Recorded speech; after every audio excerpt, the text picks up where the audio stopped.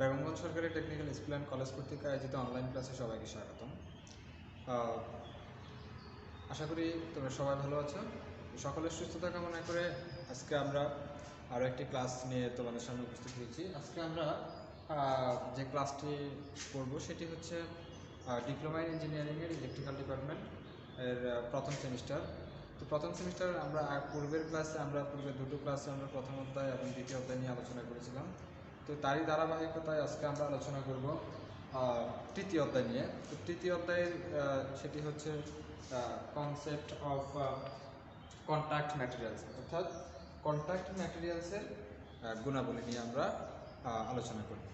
তো এই contact materials কি আমরা প্রথমেই সেটা জানবো।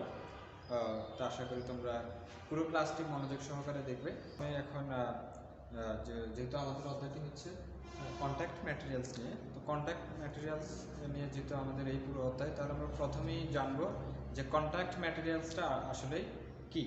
তো মূলত কন্ট্যাক্ট শব্দটি হচ্ছে কি সংযোগ, অর্থাৎ সাপোজ আমার এটা একটি পদার্থ, এটা আরেকটা পদার্থ, তাহলে এদের এটা আমি যখন ক্যাপটা যখন এভাবে লাগাবো তখন এখানে তাদের একটা সংযোগ বিন্দু, অর্থাৎ তারা এখানে একত্রিত হচ্ছে।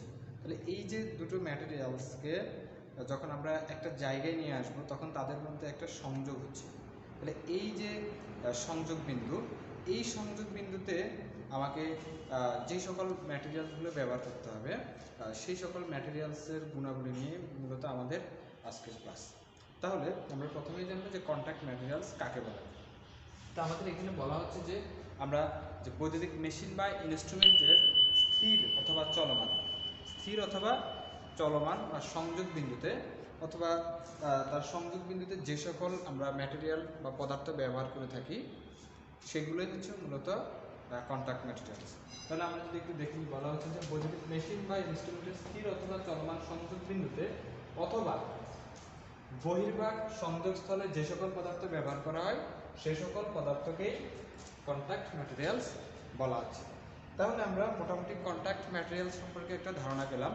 তো এবার আমরা কন্ট্যাক্ট ম্যাটেরিয়ালসের কিছু গুণাবলী থাকা প্রয়োজন, অর্থাৎ যে সকল গুণাবলী থাকলে আমরা কন্ট্যাক্ট ম্যাটেরিয়ালস হিসেবে ওই সকল পদার্থকেই ব্যবহার করতে পারবো, আর যদি না থাকে তাহলে সেক্ষেত্রে আমরা কন্ট্যাক্ট ম্যাটেরিয়ালস হিসাবে আমরা ওই সকল পদার্থকে ব্যবহার করতে পারবো না। তাহলে এরকম যদি কয়েকটা গুণাবলীর কথা আমরা বলি, তাহলে আমরা প্রথমেই বলবো যে উচ্চ পরিবাহিতা। প্রথমেই আমরা যেটি বলবো সেটি হচ্ছে উচ্চ পরিবাহিতা। এটি হচ্ছে একটা কন্ট্যাক্ট ম্যাটেরিয়ালসের প্রথম গুণ, এটি থাকতেই হবে। তারপরে হচ্ছে, অর্থাৎ এটি কেন থাকতে হবে, কারণ সাপোজ আমার এখানে আমি একটা ইনস্ট্রুমেন্টে আমার যেমন ধরা যাক আমার যে আমরা বৈদ্যুতিক যে আয়রন ব্যবহার করে থাকি বা বৈদ্যুতিক যে ইস্ত্রি ব্যবহার করি, সেখানে কি হয় কিছুক্ষণ পরপর কন্ট্যাক্ট ক্লোজ হয়ে আবার কিছুক্ষণ পরপর যখন তাপমাত্রা যখন অতিরিক্ত হয়ে যায়, আমার নির্দিষ্ট তাপমাত্রার বাইরে যখন চলে যায়, তখন সে কী করে এই সংযোগ থেকে বিচ্ছিন্ন করে দেয়। আবার যখন সে তাপমাত্রা কমে যখন আবার স্বাভাবিক তাপমাত্রা চলে আসে তখন সে আবার এটার সাথে কন্ট্যাক্টে চলে আসে। তাহলে এই সকল জায়গায় আমার যদি উচ্চ পরিবাহিতা না থাকে তাহলে কি হবে, যখন তারা কন্ট্যাক্টে আসবে অর্থাৎ সংযোগে আসবে তখন তার মধ্যে দিয়ে সঠিকভাবে বিদ্যুৎ প্রবাহিত হবে না। আর সেই সঠিকভাবে বিদ্যুৎ প্রবাহের জন্য আমাদের পরিবাহীর উচ্চ পরিবহন ক্ষমতা থাকতে হবে। তারপরে হচ্ছে 2 নম্বরে আমরা বলবো যে উচ্চ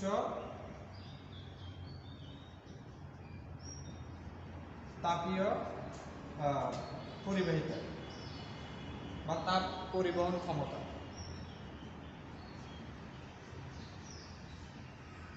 সেখানে উচ্চ তাপ পরিবহন ক্ষমতা তার মধ্যে থাকতে হবে। তারপরে আমরা বলবো হচ্ছে উচ্চ গলনাঙ্ক।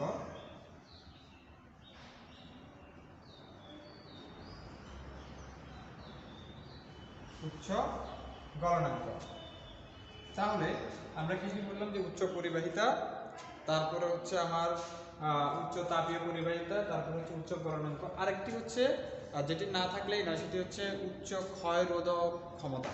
অর্থাৎ এই পরিবাহীর যদি উচ্চ ক্ষয়রোধক ক্ষমতা না থাকে বা এই ম্যাটেরিয়ালসের যদি উচ্চ ক্ষয়রোধক ক্ষমতা না থাকে, কারণ সাপোজ যখন একবার কন্ট্যাক্ট হবে আবার বিচ্ছিন্ন হবে আবার কন্ট্যাক্ট হবে, তাহলে এখানে একটা সংঘর্ষের বা একটা চলমান অংশের যে উদ্ভব হয় বা তাদের মধ্যে যে ঘর্ষণের একটা সৃষ্টি হয়, সেই ঘর্ষণের ফলে এটি ক্ষয়প্রাপ্ত হবে, দেখা যাচ্ছে কিছুদিন পরে সেটি অকেজ হয়ে যেতে পারে।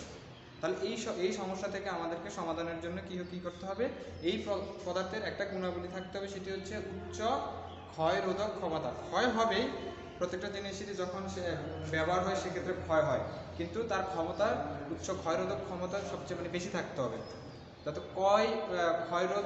ক্ষয়টা তার কম হয়। তাহলে আমরা আরেকটা লিখবো, সেটি হচ্ছে উচ্চ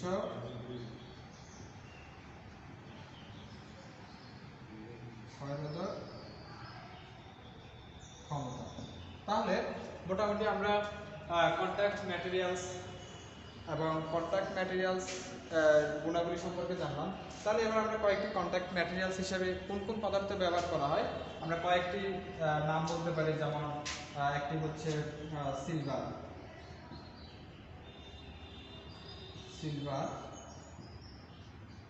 আমাদের কন্ট্যাক্ট ম্যাটেরিয়ালস হিসেবে আমরা সিলভারকে ব্যবহার করে থাকি বা ব্যবহার করতে পারি। তারপরে হচ্ছে আমাদের কার্বন ব্যবহার করে থাকি। তারপরে হচ্ছে আমরা কপার ব্যবহার করে থাকি, অর্থাৎ তামা। তারপরে হচ্ছে আমরা ট্যাংস্টেন ব্যবহার করে থাকি।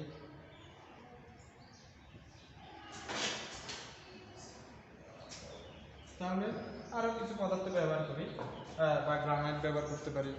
তাহলে এই সকল পদার্থ হচ্ছে মূলত কন্ট্যাক্ট ম্যাটেরিয়ালস। তাহলে এখন আমরা এই সকল পদার্থের কিছু ভৌত এবং বৈদ্যুতিক গুণাবলী নিয়ে আলোচনা করব।